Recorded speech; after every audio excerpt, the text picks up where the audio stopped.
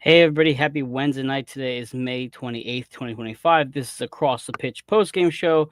Although we're focusing mostly on Toronto and the Union's matchup tonight, we're going to touch a little bit on Miami.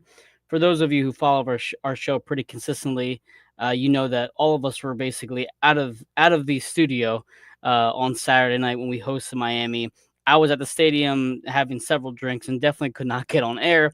I know Jose, I think, was down the shore. Dave was doing things with family, so we were all busy. So I want to touch upon that game a little bit because I do think it helps segue ourselves in Toronto. But before we get ahead of ourselves here, the Union just pulled off a pretty spectacular comeback win in Toronto. The first time we won over the border since 2019, if I remember correctly. So a hard place to win. We go out there, we get 3 points. I'd say we probably didn't deserve the 3 points, but a win is a win. And now we have one more game in this long stretch of games that we've had over the month of May.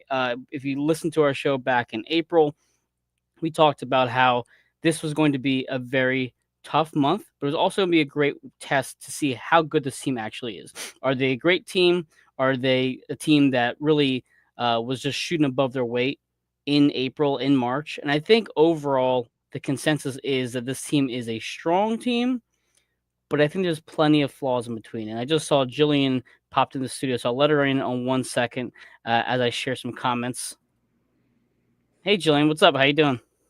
Hey, I'm doing well. How are you?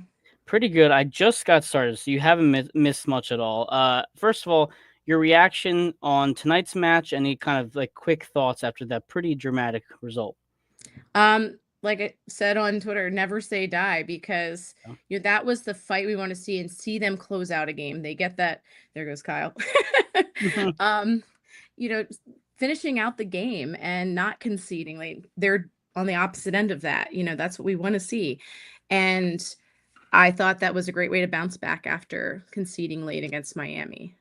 Now, we haven't had an across the pitch show since like the week before, so we didn't really get a chance to talk to Miami. I want to bring all the great comments in a second, but just really quick, your thoughts on how you felt after the Miami game. Any kind of things you want to talk about that match in particular, but just how you were feeling coming into tonight, knowing you didn't get the result you wanted to in Chester.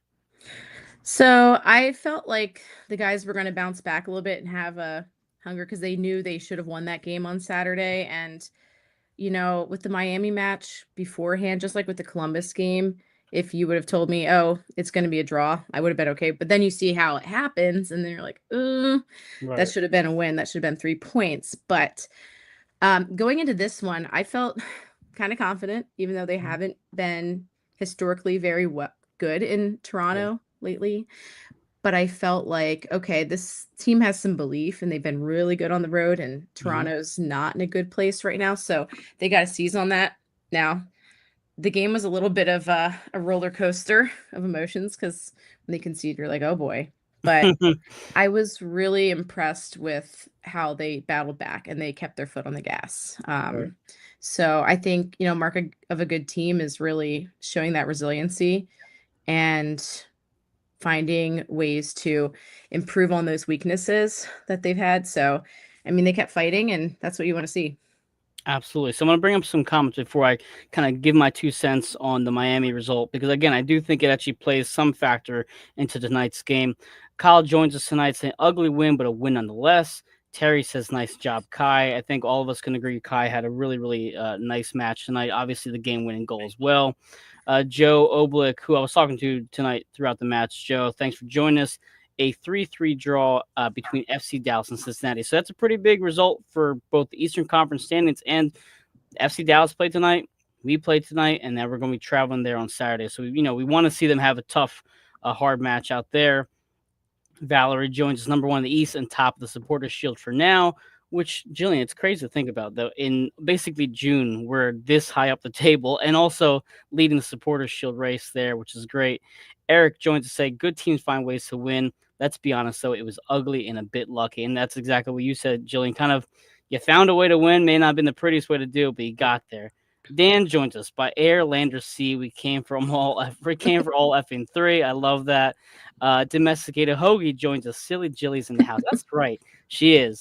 Michael said, I never had a doubt Kai would do that. Of course. A lot of great comments, and keep feeding these things in. I'll bring them up onto the screen as best I can. But really quick, Jillian, my thoughts on the Miami game was you have this 3-1 lead. I know the whole thing with the ref. I get it. I'm not going to talk about that right now. But what bothered me the most in that match in particular was that the Union were leaving chances to score more goals on the board.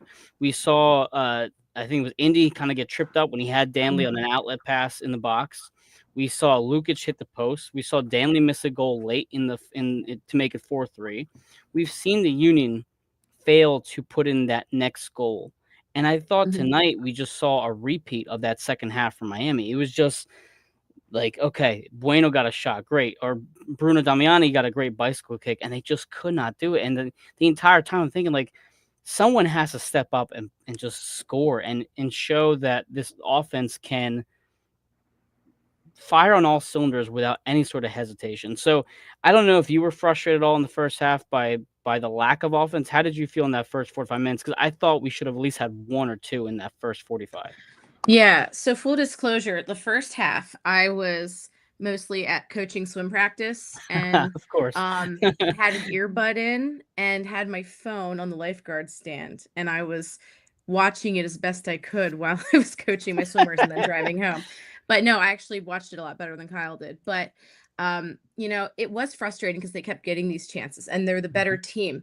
And as I'm watching this, I'm thinking, this feels like the Union 2 game I watched on Sunday, where Union 2 were clearly dominating and having chance after chance after chance and out shooting their opponent.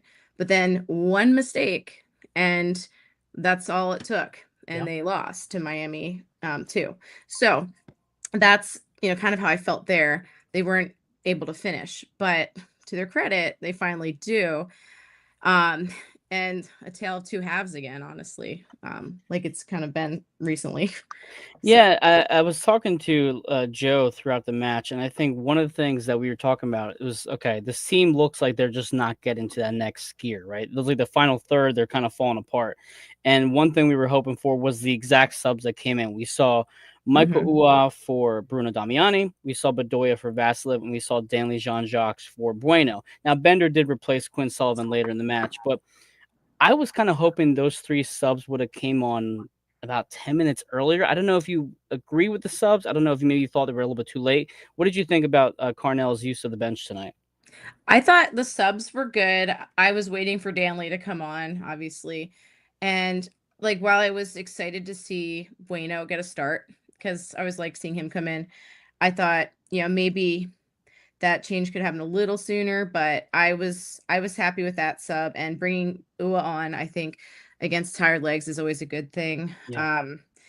And I really liked bringing Bedoya on. I think he, with his veteran experience, he has a good way of getting the guys in check and just being that veteran presence. So I thought that was good. And it was good to see Ben Bender get some action and see more of what he can do. And he did all right. I mean, those were pretty good for me. So yeah, I was fine with the subs that he made. Yeah, I was fine with the subs he made. I thought they were the correct subs. I mean, I was thinking, well, do you put Cavan in at the 10 for Indy Vasilev? Do you put Bedoya on? Like, who do you pick? Do you pick with that more young, possibly speedy, versatile player? Do you pick someone that's more of that point guard, that manager on the field? And I think Bedoya was the right pick. I can't remember right now the match what it was. You're gonna have to remind me. What was the match that Bedoya came on and played the game of his life? It was only a couple weeks ago, and everything's kind of a blur right now. Was it LA Galaxy? Oh gosh, it might have been. Yeah, I know it all is a blur. There's been so many games. I think it might have been LA, but yeah, like honestly, he's showing his value of why they kept him on. I really do like his veteran presence there with the team. So and yeah, so it was LA Galaxy, I believe. Okay. But Yeah, and it's not that Bedoya had the most amazing impact onto the field. I thought Danley was probably the most impactful. I mean, you see Danley's performance against Miami. It goes without saying, Danley is probably the better of the two defensive mids. And I mean, that's no offense to Lukic. I think he's a phenomenal player in himself, but I think Danley's showing that he's just got that little bit of edge above Lukic. But I was glad to see Bedoya come on, because I did think at least you'd have that experience on the field. Even if he didn't make a huge impact on the match itself, I thought it was the right call. But in terms of one player in particular, and I know our friend Vince is a frequent commenter on the show. I know he goes to Union 2 games a lot. I kind of want to get your thoughts on maybe his tweet here. So he mentions Vasilev is 2/3 of an elite player. The 1 out of 100 times he finds that extra third, he's absolutely incredible, but it's just very inconsistent when it happens. I see why Carnell likes him and what he's capable of, especially since he's only 24. So I have said a few times, I think on this show and I think on Twitter, I feel like Vasilev holds onto the ball a little bit too long. I think sometimes he tries to get a little bit too like hero mode, I guess you want to say that. I don't know if you have any thoughts on Vasilev's performance lately, because we're obviously seeing much more of him now that Gazdag is no longer with us. Yeah, I mean, I think his work rate's really good. Yeah. He hustles. He's just in there. He's hustling on the ball and everything, and being a pest to the other team. However, yeah, he's just not able to finish and all that. So it's like there's a lot of running around, but not anything coming of it sometimes. So Mhm. if he can just hit on that a little bit more, I mean, yeah, like you said, I can see why Carnell likes him too. And his speed and his aggressiveness is great. But I just like to see that result in more, I suppose. So, Yeah, it almost feels like how Quinn Sullivan was a bit last year. There were times where Quinn, like, hmm oh my God, he's playing out of his mind, and it gets to that final pass or the yes. final shot, and it just feels like it falls flat. Yeah. And yeah, so I mean, do you want to talk about Quinn tonight too? I don't think he was overly impactful tonight, but Not his best night. But yeah, it's funny because when we were talking about Indy, I was thinking, yeah, it reminds me of Quinn because he'd get the ball and he'd just, kind of play around the ball and then lose it or something. Mhm. The work rate was there and everything, but just not the finishing. And and Quinn, of course, he's been much, much better. He's been phenomenal this season, and Yeah. congrats to him on the call up. I mean, well deserved. But yeah, not his best night tonight. So subbing him off was not a bad idea. And, players go through that. They're not going to have their best game every time. That's a little blip, I think, for Quinn. But yeah, not his best game tonight. Now, one of the things that the commenters are mentioning here is Glavinovic. Hopefully, he gets back soon. The center Mhm. back depth will certainly help. Michael mentions here the defense on point, just that one lapse where they scored. And then Dan asks, is there any ETA on Glavinovic? I don't remember anything on Twitter popping up or on the media about Glavinovic. I know he's kind of rehabbing slowly. Have you heard anything on your end? So when I asked Bradley on Monday just about the health of the team, he had said Andre was cleared, and he didn't mention anything about Jan, but he's still coming back and ahead of schedule, it sounded like. But Yeah. yeah, no ETA on that. I can say that Neil Pierre is going to be back Oh, anytime, so he might be a possibility. He okay. is, yeah. So Kyle talked to Ryan Richter at practice, and he said that the other day that Neil is back at training. Awesome. And yeah, and so he's obviously not, he wasn't in the equation tonight, but yeah, he should be back really soon. So there's another possibility. I've always Yeah. been really high on Neil Pierre, so I wouldn't mind giving him a shot if needed. But I do want to note too, it's a good thing Glesnes didn't get a yellow tonight because he's on accumulation warning. So Is God he? Okay. forbid we lose Glesnes. So just want to point Yeah. that out. But yeah, hopefully Jan soon, because I really do want to see what he can bring. Because for the small sample size we had, I liked what he brought to the team. Well, I think too. What a lot of people in the comments and the fans that we talked to have mentioned, this team feels like they are missing one or two pieces to kind of hmm take themselves to the next step. So a lot of people have been saying, "Well, center back." Well, the problem is hmm we haven't really had that center back to be brought in that had the higher expectations, because he's been hurt for what, like 8 weeks now, and he really just kind of, even he was, I think he was hurt at the start of the season too, if I remember correctly. He kind of came on late, so it's been this weird transition for Glavinovic. So we really haven't seen what he can do on a full time basis. Now, let's say he's healthy by June 1st, as an example. Like, how long is it going to take for him to then see consistent minutes? Is he going to start in the first match on the 14th? Is he going to take a sub and then come in maybe 3 matches down the road? We don't know exactly what he's going to be. Is he going to be an instant star like Lukic and Danley's? We don't really know what Carnell hmm has planned for him. But I think at the same time, that's a great thing, because that means there's still competition behind in that position. You have Makanya, you have, as you said, Pierre, and I think Nathan Harrell has cemented himself as someone you can count on a weekly basis at center back. But I think one thing for me in particular, and this is kind of going back to Vince's point, is if you have this system where it's at 2-2-2 in the middle, and Quinn Sullivan's obviously right there, right behind the forwards. The one thing that worries me about this team right now is that Vasilev is not consistent enough. And that's where it's like I love his hustle, I love his work rate, and I think that's definitely better than Daniel Gazdag, but at the same time, Daniel Gazdag was that better passer and finisher. So it's like if we could blend those two players together into one. But I think if you're looking at the summer window, it's like this team could really just use maybe another 10, like a more reliable 10. I don't know if you have any thoughts on what they could do if you're looking for maybe a different player or different position. I don't know your thoughts on the window as it approaches in July. Yeah, no, I agree. I think that, you have some of the young guys that maybe they're just not quite ready for that role. Like, for instance, I see Cavan doing really well with Union too, and he can create and everything, and he's good. But even he gets bodied off the ball sometimes, even at Union too, Sure. at that Yeah. level. But he's doing well as it is. But I'd actually like to see guys like CJ Olney or David Vasquez get a chance, possibly. I know they're along on the trip, which is good to see. Yes. And maybe they could get subbed in and see what they can do. But I would like to see the Union bring in somebody, another midfielder maybe during the during the window.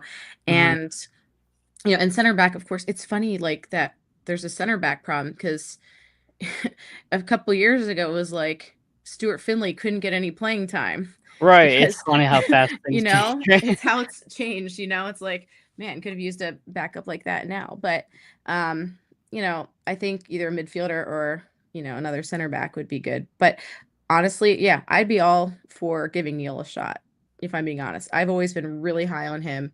Even Marlon LeBlanc told us, it's like, you don't really know what you've got until you give him a chance, and sink or Well, swim. I think that's been the praise for Carnell this entire season. I know from you watching our show and being on our show as well with Kyle, it's like you don't see this last year at all. You see these players being run to the ground. You don't see Kai Wagner have an entire match off. I mean, what was it? 2 matches ago, I think it was against trying to think now. Is Atlanta? He got the night off. Everything blends together, guys. I'm Right. so sorry. I really apologize, but like that would have never happened last year where Kai's off the entire match. The only time they would have been is if it was like a red card suspension or something of that nature. So I do think you have a great point. If you're going to maybe play around with this lineup, yeah, put Pierre back there, see what he can do, and then maybe Glavinovic can play a little higher up. We don't know exactly what he's capable of doing because as we've seen so far as well, Carnell is very willing to be flexible with the players and their positions. We've seen Nathan Harrell play the 10. Now, am I saying Glavinovic should play that position too? No, but you know that he's willing to think outside the box, which I think is really refreshing after last season's kind of blandness, if you want to say that. But I guess before we get to the 2 goals from the Union, let's talk about the statistics for tonight. We had, let's see, 58% possession for the Union. They had 14 shot attempts and 6 shots on goal and 9 corner kicks. Very, very active off the set pieces. And speaking of the set pieces, the Philadelphia Union lead MLS in set piece goals. They now have 11 set piece goals after tonight's goal. Thoughts on that statistic there, as well as maybe thoughts on the set piece we had tonight with Nathan Harrell scoring that goal. Yeah, no, I think that's fantastic, and credit to Frank Leich. Like that's phenomenal. And I know a lot of people are appreciating the chicken nuggets, right? Not Yeah, that I right. get to in Lancaster. We're out of range, but no. That's no, it's great to see. They're really seizing those chances. And I mean, what a header by Nate Harriel. Yeah. He's so good at that. So just it makes every time they get a corner that much more dangerous. Yeah. So honestly, they can keep that going. That's going to give them so many more dangerous chances. And I think the argument could then be said.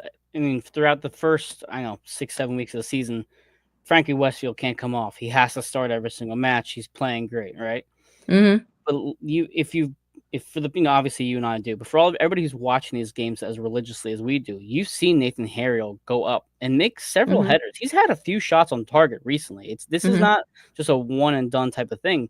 He's missed, I think, at least 3 or 4 headers that I can think off the Mhm. top of my head. He also scored the goal off Glessens's header not that long ago, and now he has his goal tonight. So you're thinking, okay, center back competition, center back. Now you have a legitimate argument that you really can't take Nathan Harry off the field because not only is he a strong defender, but now he's scoring goals. And no offense to Frankie, he's not scoring any goals besides that golazo Mhm. he had. Mhm. So, I mean, I don't know. Do you feel the same that maybe Harriel's kind of forcing himself into that starting 11? Well, he's sure shown his versatility, which is huge. I mean, playing all the different positions he's had, like he's a Swiss Army knife, Yeah, honestly. So he is making case. It's like a really good problem to have that, Frankie's played well. I mean, he could have had a few more goals. He's had some chances, but um, Nate making a real strong case for himself as well. And then uh, you know, you can put Nate and Frankie, either of them on either side, and playing Nate at center back. Um, you know, Bizo is kind of left out here. yeah, he's the odd man out, isn't He's he? kind of the odd man out, yeah. But he'll probably play in like the Atlas match, I would think. But and that match, by the way, I look forward to seeing, the guys that are around, get a chance in that, see what they can do. But Absolutely. yeah, I mean, I think it's a good problem. You can rotate the guys around a bit so that they're not just being beaten into the ground. Yeah. And so, I mean, you got some versatility. It's a good problem for Carnell to have here. Some good competition that makes them better, having having that competition. And you can give Kai a rest now and then too, because the guy's a workhorse. So Yeah. yeah. Absolutely. Rusty says, love the Annapolis Blues jersey. I just got it today, Rusty. I work in Annapolis now, so there's a restaurant. Actually, it's on the jersey. It's called Picante. It's a Mexican place that I've Hmm. been raving about. So they sell the jerseys for the Hmm. kids at the restaurant. So I was like, I gotta get one because I'm going to a couple Blues games this coming month in June. So I appreciate checking out the jersey here. But in talking about the bench and Olivier, the substitutions on the bench tonight, we had, as I mentioned earlier, Danley, Bedoya, Bender, and Ua, they all came on. I thought Ua did fine. I thought Bruno did fine as well. I wasn't too upset with the subs there, or with the forwards there, rather. We then had Raffanello, Sullivan, Macania, Andrew Rick, who again sees the bench over Semley. No surprise there at all. And Olivier Mbiza. So we talked about Olivier being that odd man out. This schedule congestion is definitely one that I would love. I would have liked to see a little bit more from Olivier, but at the Hmm. same time I understand that why he's not seen the field is just such good competition ahead of him. Um, but we have one more game this month Hmm. in Dallas. What are your expectations for that? I think we've never won in Dallas before. I could be wrong there, but what are your thoughts on that coming up before we talk about the Kai Wagner game winner? I think this is a good opportunity to go get another 3 points. Dallas hasn't been at their best, and the team being good on the road. But I think that, I wouldn't be surprised to see Makanya at center back, just rotate those guys a little bit.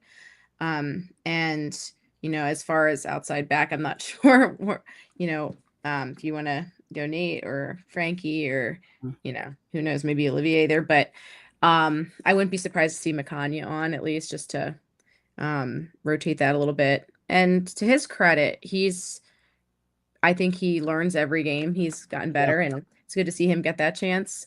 So, um, but yeah, I think maybe you'll see some rotation with the forwards a little bit too, just to keep them fresh. But, probably see Danley start that one. Probably why he was on the bench to start today. So, yeah, um, especially after that tough game with Miami where he was spectacular. I think he oh kind of man, earned a break there. And if anything, if absolutely. anytime you're gonna bench him, it's against a weaker side like Toronto. Yeah, absolutely. So I mean, I was fine with the starting lineup Yeah, tonight, and me so I too. kind of look at, yeah, so then they're gonna rotate around for Dallas. And so, credit to Carnell for, you know, adjusting and rotating the guys around a bit, keeping them fresh. Because the way the schedule congestion has been, I mean, I love Jim Curtin to death, but I don't know if we would have had that same, you know, rotation at all. So No. But yeah, no, I honestly, these guys are riding some confidence probably after this game. So uh, if they don't go get 3 points in Dallas, if they get at least 1 point, okay. But I think they can fully go on and get 3 points, and Yeah. they're playing as a team with belief, honestly. Absolutely. So And yeah. each piece seems to be proven its worth. I mean, Mm-hmm. someone mentioned in the comments they thought Bueno had a good game. Mm-hmm. I mean, Bueno had 2 really good shots on net. I Mm-hmm. thought he was fine overall, but he's reliable on a consistent basis, and you know that he can be in the lineup, and you know he can go out there and contribute to a win. But one person that we might also see this coming weekend, and there's Kyle in the background, is Andre Blake. And Valerie Mm-hmm. mentioned, aren't we all thankful that Dre didn't get hurt? I got scored though when he stumbled into the back, or I got scared though when he stumbled to the back of the net after his best save. So, what are your thoughts on Andre being back there? I think we all got used to Andrew Rick being in net, which has been great for Mm-hmm. him. I'd love to see it, but how'd you feel with Dre back there? Yeah. So I yeah, Kyle. No, it was good to see Andre back in there, and you feel a little bit confidence. I thought Andrew Rick did a phenomenal job, especially being Mhm. up against, Miami with all the, ex-Barcelona players and all that. But, Rick did a serviceable job, but he's still learning. With Andre, you get that experience, and, he makes a couple really good saves as well. And Mhm. so, I mean, it's definitely more, I think, reassuring having him in there.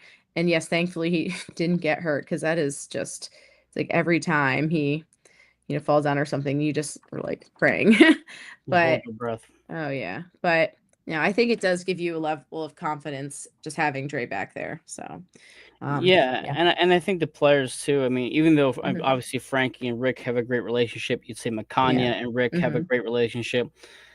You want that veteran leadership back there, and we've talked about how on not Andre Alejandro Bedoya is not on the field being that manager. Hmm. And yes, Glessens has done a great job, and Kai has done a great job in that leadership role. But Dre is also very clearly one of the leaders in that locker room. And to have all 3 of them on the field at the same time, especially with that defense that really hasn't been amazing this year. They've had their moments like we saw tonight. Um, it does give you that confidence. And even going to a place like Dallas, if we were to have a heavy rotation at Dallas and not pull off a win, I wouldn't be overly upset. Even if a draw wouldn't be overly upset. But Hmm.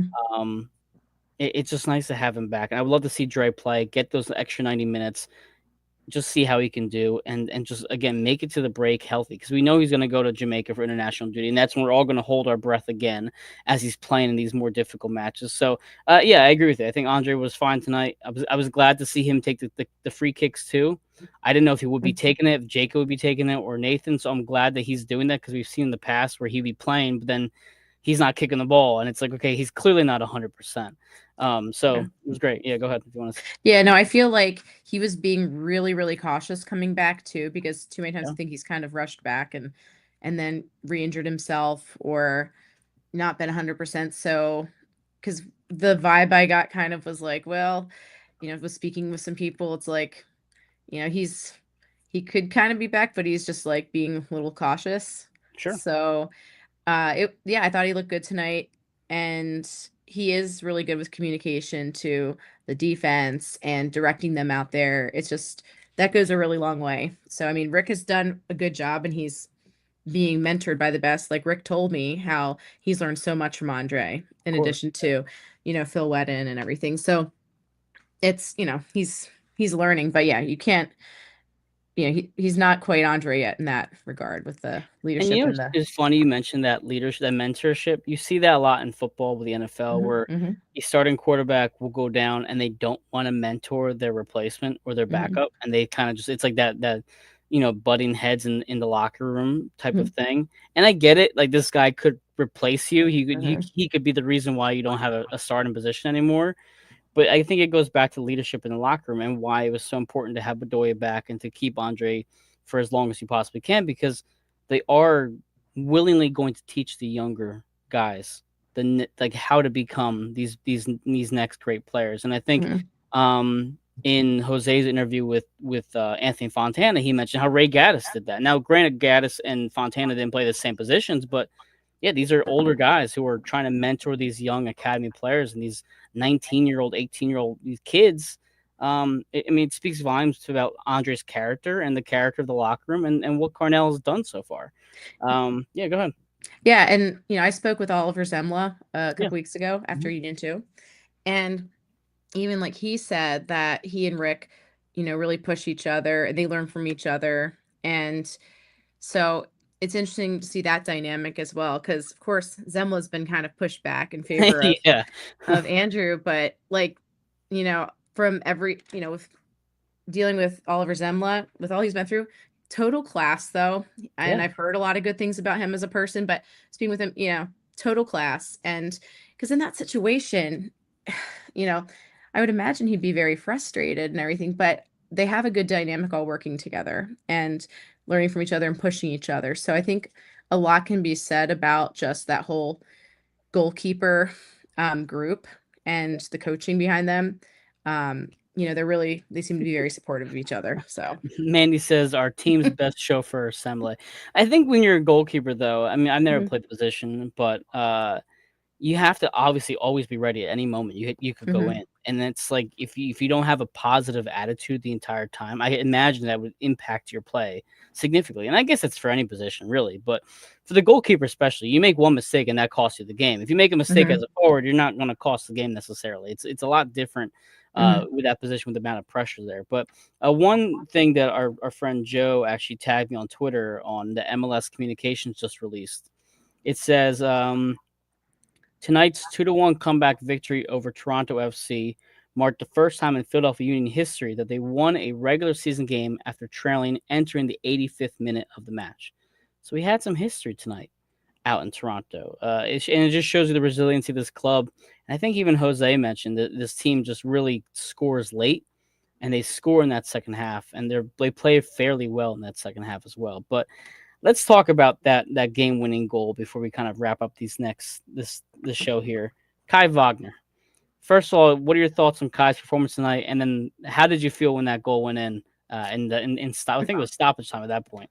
Yeah, no, fantastic. I mean, Kai has been one of the most consistently strong players Yeah, this season. And even like last season when they weren't having a great season, Kai just is a workhorse and you can count on him to give it his all. And he plays just in top form all the time, honestly. So his set pieces have been great. And that, he puts on a good strike there and it takes a good bounce and goes in. And yeah, I apologize to my neighbors, that probably heard, you know, heard some yelling next door. No, but that's great. That's that tenacity you expect from him and the team. So, yeah, I think he was due there. He doesn't score a lot of goals, but when he does, they are very clutch. So, absolutely. yeah, so I mean, he leads in the assist, but he finally gets his goal too. So, and I forget how many different goal contributors that is on the team, but it's a lot of they've been spreading the goals out. It's not like, I mean, yeah, you have Ty with his golden boot leading goals, Sure. but honestly, like a lot of the goals have been spread around too. So that's good to see. And to see Kai get one in there too is great. Just he's another threat out there. Yeah, Mandy joins us here saying, I think I saw we are the league leaders for late goals right now, too. And Joe says Wagner's version of El Brujo Golasso. Absolutely. Just a screamer. A little lucky, but listen, I'll take it. I think you bring up a great point, though, Jillian, is that what we saw under Curtin was, I mean, how many of us were begging for Jose Martinez to score, and it just never seemed like it Hmm. happened. Even Bedoya or Quinn Sullivan, they weren't scoring that much on the right side of the diamond. On the left side of the diamond, you had Jack McGlynn, and once in a while you get a freak goal from him from a set Hmm. piece or whatever. But it just felt like it was so much of a relying on Gazdag, Ua, Carranza, Briba, whoever it Hmm. was at the time, right? Donovan, unfortunately, right? So you never felt like you had a team that could score in multiple ways. And even now, as you mentioned that, Valerie says right here, 10 current players have scored. Mm. I'm trying to think off the top of my head. I mean, Danley and Lukic have scored. Glessner's, Harriel, Westfield, Wagner, the top three. I think Bedoya has scored as well in Open Cup. He scored in the Open An Cup. Open Cup, yeah. Yeah, Quinn has scored. Indy Mhm. has scored. It's really just a collection of talent in terms of putting the ball in the net, and that makes us so dangerous any Mhm. given match because you know that even if you shut down, Baribo, Danley's going to come in and just march into the goal because he's the fastest player on the field sometimes. But at the same time, it goes back to the point that I mentioned earlier. Like, damn, what happens if you just add in one more dynamic piece? Mhm. And make it so much better. I mean, I feel like you have to agree that the sky's the limit for this club, but there's also feel like there's that ceiling there that's kind of preventing us from taking it to the next level. Yeah, no, I agree. It would be fantastic to see that get one more person in there because this team, I think, is one player away from just being ridiculous. They're yeah, just like that missing piece there. But for what they have and what people were thinking going into the season, I mean, you just gotta, soak this in a little bit, right? Yeah. It's great to see those goals being spread around and the team doesn't have just one superstar. This is why like DC is kind of buns because all they have is Benteke, Yeah. and it's like, well, contain him and what do they have? But so but yeah, I would like I said, I'd like to see them go out and get like a midfielder maybe that can make a difference in there. But Mhm. um, you know, um, I think they can do okay with what they have, but also you get into the season, there's going to be, there might be players missing. You need someone else that could step in there. If, the Union could be missing Danley for a few games because Yes. depending on how it goes with Haiti, Mhm. especially. And Danley has been just one of the strongest players on that field this season. I mean, what what a signing he has been. So it'd be nice to He see someone that can, chip in there. he really has. I mean, I knew we saw last year. We saw glimpses of what he could be, and we're like, wow, he's really Hmm. quick. He's got some great. He returns well on defense so fast. Like all these little tidbits, but I feel like his full potential is being released this season, and it's only getting better. And I think we talked about this a couple weeks ago, where these players, as they get more experience, are just going to get better and better and better as the season goes on. Knock on wood. And it just looking at the schedule now as you were talking, I was adding up the points. If my math is correct, and it's almost 11 o'clock, so my math might be incorrect, but they have 14 points in MLS play in May. Now, I remember Kyle said that he'd be happy with, I think, 11 points in May. I forget Hmm. exactly what he says. So we have 14 points so far in May. Again, if my math is correct. Um, we're unbeaten through 10 matches, which is phenomenal. Hmm. So even if we lose against Dallas, like I said, I'm not going to be too upset because we've had such a strong month. But this first half of the season is basically almost here. We're almost halfway through the year. My question for you then is, I think entering the year, Open Cup was that expectation for this club. Are your expectations changed now? Like, are you ready to say they're an MLS Cup contender or not fully there yet? I feel like they're close to that. The way they drew with Miami had me like, and Yeah, with I Columbus get against it. those kind of teams that are gonna be threats late in the game. I still have PTSD, as I'm sure many people do, from a Yeah. certain thing in 2022. Yep. Whenever it's in stoppage time and it's close, I'm like, I but know. Me too. but I think, seeing what they did tonight, I know Toronto's not as good of a team as like say Columbus and Miami really, but again though, seeing them finish that out and come back and everything, that's a mark of a good team no matter who they're Yeah. playing. But I think definitely you got to go for the Open Cup. That is a chance for a trophy and Yes. they got a good path to it, honestly. So I really want to see them go for that. And yeah, they have a legit shot. First of all, just getting in the playoffs, you have a chance when teams get hot at the right time. That makes all the difference. So, um, as long as they're, I think, in the top four going into the playoffs, they'll be set up well. So, Absolutely. And yeah. I think actually you mentioned the Open Cup, and I just looked because I forgot if they had scheduled the date for that. Hmm. So we play the Red Bulls in the quarterfinals on Wednesday, July 9th. and then we play the Red Bulls again on Yep. Saturday, July 12th. I didn't even realize that until just now. It's nuts. Yeah, that's gonna be a hell of a week at Chester because it's 2 games in 4 days there. Um, Hmm. yeah, I'm hesitant. I think the Negadelphia in me is hesitant to say that they're MLS Cup caliber yet, but I look at the Eastern Conference table and I'm like, we can handle Cincinnati. I know Nashville beat us at home, but I think we can handle them. Like I look through this collection of teams in the Eastern Conference, and I do feel confident in all them. What scares me the most is kind of what you alluded to. Are they going to be their own worst enemy when it matters most? Is it going to be a tight 1-1 game in the 85th minute in the semifinals in the Eastern Conference, and then suddenly you fall asleep on defense like we saw tonight? I think that's what's going to haunt me throughout the year, but also like just break my heart if it happens later on in the year.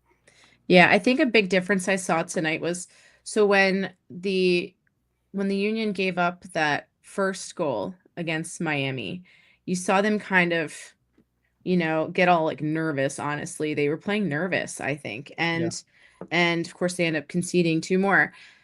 But tonight they fought back. Obviously they were behind to start, but I didn't see quite the same um attitude from them there. But I think they need to learn to, if they concede like they did against Miami, to not lose the pressure that they're giving their, not to get nervous and everything. And Right. I think they definitely learned from the Miami match. I'm sure um it sounded like Bradley talked to them at length about all that. So they're going to learn from that. And I think that match in particular could be a turning point for them, learning from some of those mistakes. I mean, they let it happen against Columbus, they let it happen against Miami. I really do see the team being resilient and learning from that, and that could be, big for in the future. Yeah, then listen, that's a fantastic point. I mean, these seasons are long, whether it's baseball, Mhm. football, whatever. You see teams struggle against weaker opponents, or they make mistakes. I mean, look at the game. I mean, you're an Eagles fan, so I was yeah, I can I say was like thinking that. you saw the Yep. Atlanta Falcons game where Barkley Mhm. drops the ball at the one. You're thinking Yep. like, fuck, we should have won that game. You can even think of the Jaguars game. Yeah, I know Mhm. Barkley hurdled someone backwards, but Mhm. they didn't exactly blow away Jacksonville No. that day, and you felt like, okay, maybe this team isn't going to be a Super Bowl Mhm. caliber team, but then they get further and they get stronger and stronger. So I agree with you. Sometimes you have to go through these lumps and bumps throughout the season to get there. And like I don't want to make excuses because I don't like doing that for professional athletes. But you played 9 games in a month, and even though Miami was towards like in the middle of that, it's still a long stretch of games. I mean, think about it. In June they play 3 games. In Mhm. July they play 6 games. So it's what they're playing in 2 months. They played in 1 month in May, and it was just back to back to back. So like I try to remember they're still human beings, and right, and they are tired and they're gassed and they're on these road trips too. So maybe under fresher legs, these things won't happen. And come playoff times, you're not playing as excessively as you are right now. You can go ahead and make sure those mistakes don't happen again. So I think it's a good point, Jillian. Like these mistakes now are the reason why we win those games in September, October, etc. Um, I'm going to bring up one comment here. Joe says the things that they need to do is to be consistent, stay focused, communicate. I hate seeing our guys putting their hands up. Like, yeah, and that's body language too, right? I think you saw one play today with Toronto. I can't remember what minute, but they turned the ball over, and one of the other players just kind of like shrugged his shoulders, like, okay, it's just bad body language, and that's what happens with losing teams. But you don't want to see that from a winning club. Yeah, and like, when the Union got scored on tonight, that was Hmm. bad and like, not good by Nate, and Hmm. but to see him then get the goal Yeah, that ties it up, I think was huge and that he needed that. Um, just that being resilient. And yeah, like thinking back to the Eagles, yeah, there was that moment they're 2-2 and they're like, oh man, what yeah. the heck's going on here? But to their well, Nick Sirianni shaved his head and then they no, they all So like Carnell needs to shave his head, is what you're saying. Gotcha. right. Okay, good. Yeah, or like how Bryce Harper shaved his head and the Phillies went on a tear, so it's Right. just, someone needs to shave their head. But no, in all seriousness, I mean, I do think though also, I mean, this is a lot of games, but also they've gotten kind of a rhythm too, Yeah. and they can apply what they learned right away. It's not sitting around and, you know, harping on things too much, but it will be good for them to get a little bit of a rest. I know like Union 2 has had the opposite problem. They keep having like long breaks in between their games and getting a Right. rhythm. So, Domesticated yeah. Hogan says we need a crucifix. I don't know if you Oh saw the yeah. Phillies fan with a crucifix up. Yeah, We yeah, need, that 9-game win streak, yeah. with that. So, um, but yeah, I mean, honestly, again, a lot of belief going forward in this, and Mhm. even if they only get 1 point in Dallas, it's not a total loss. But we all No. want three, so. Yeah, and I agree with you. I think get a point, walk away, and take a break. Now, some players obviously don't get as much of a break. I know you mentioned Hmm. Danley. I would say Quinn's probably leaving in the early start of June. When does that even start for him? I don't even know the schedule for that. Yeah, so the majority of the players I know Bradley had said would be back for the Charlotte game, but Okay. Danley might end up missing more. But yeah, you got a bunch of players with the call ups. So but yeah, Quinn, I mean, Kevin, David, Yes, that's Estes, right. Andrew Rick, Hmm. CJ, only a lot of those young guys got called up too. And you know, who am I forgetting as well? But like, so yeah, the majority of the guys should be back for the Charlotte game on the 14th, as far as I know, just not Danley possibly. And So, that's honestly a big concern for me. It's not only Danley potentially getting hurt. We obviously don't want to worry about that, mhm. but just being gassed, like coming Yeah, back like more tired than he already probably is yeah. exiting this month. So, and one thing too is that we've seen from this Union Club in the years past. If I can't remember right, if somebody in the comments can remind me now. There was one year we were like in first place, and then Copa America happened, and then we just like plummeted because we Mm, just couldn't restart after the break. Probably, I'm sure Joe or somebody remembers that year. That's my only concern is that like even though it's a lot of games back to back to back, we're still in the flow of things. We're like continuously moving along. Whereas now you have this break and you stop and you're like, crap, we're on this winless, we're on this unbeaten streak, and suddenly we have mhm. to stop for 2 weeks. Yeah. Um, so it's one of those things that I'm just worried about when they restart. Yeah, you remember even last year when they had that draw in Atlanta and they were like the last undefeated team in MLS, or and then they have a bye week. And then they started to stink after that, they lost their momentum. So I think it's good that they're doing that friendly with Atlas, something to at least keep some of the guys fresh that aren't playing with national teams and everything. So um You know but what? yeah. It, it was one thing Joe in the comments. I see him popping up with Copa. It was a year that we limped into the playoffs, and I'm pretty sure we lost to NYCFC in New York City. Like we were like just on Mm, the decline. We barely made the playoffs, and we just that season was over. So I think it was probably before the Shield year, which was what 2020. So like mhm. I don't know 2018 or something like that, around that time. But that the point being is that that's my only concern is that when the team's hot, somebody's taking that break. That's the worst thing for them. But either way, Jillian, great conversation tonight. Thanks for joining me. I know everybody's out busy doing all that stuff, doing their thing. Any final thoughts on the game tonight? Any final thoughts on how this month of May has gone? And if you want to plug some things as well, feel free.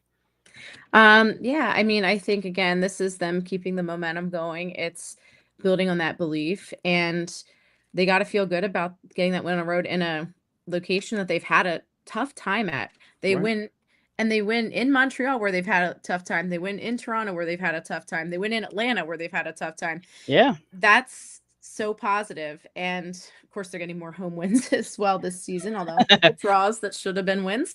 But in any case, I think, a lot to be positive about. And yeah, they have some things to work on, but you always do.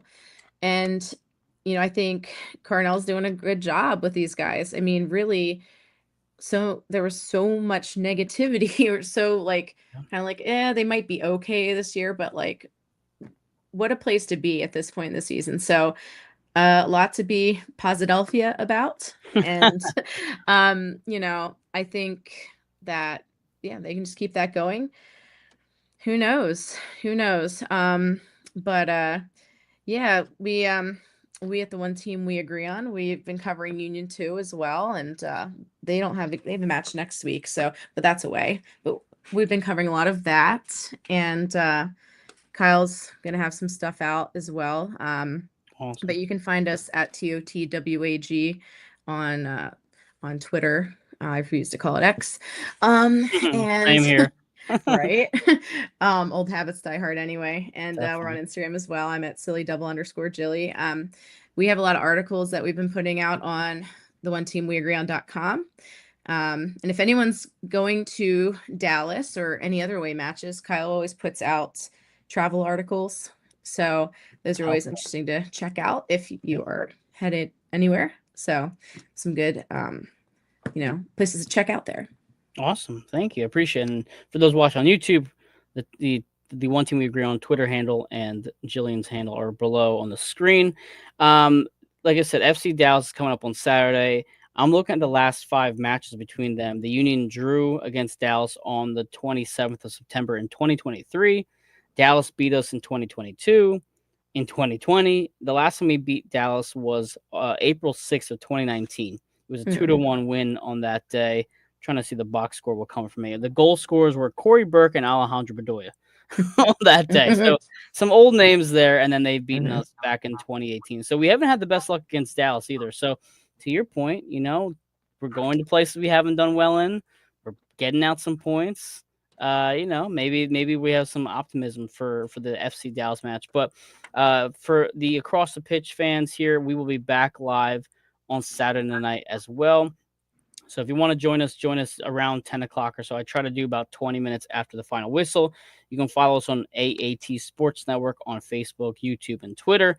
My handle, Embraer1323 on Twitter as well. Subscribe to our pages so that way you never miss a show. I know Facebook has a delay on the post, so I apologize if it's always YouTube, but subscribe, like, all that jazz. And, we try to go live as much as possible. I know, Jillian, you saw me on Saturday, and I was not ready for a show at all. At all. No. What was that shot that the DJ gave me? I can't remember the name right now. It was like the mint Rumplemans. Yeah, I had whatever it's called, and it was. I think that's what did me in that night. It was a long night. I haven't had that in years. I probably will not have probably it in years. You know why. Yeah, exactly. It's better than Malort. So yeah, I had that also at the Sons of Ben tailgate. Yeah. Why do they bring such the harsh alcohol to these tailgates? I don't know. It's a good question. I have to start interrogating. Bring some normal stuff. But anyway, everybody, thanks for joining us tonight. I know it's a weeknight. The Philadelphia Union pull off a 2-1 win in Toronto. Great goal by Kai Wagner to seal the deal. This is Across the Pitch. Go Union. Have a nice night, everybody.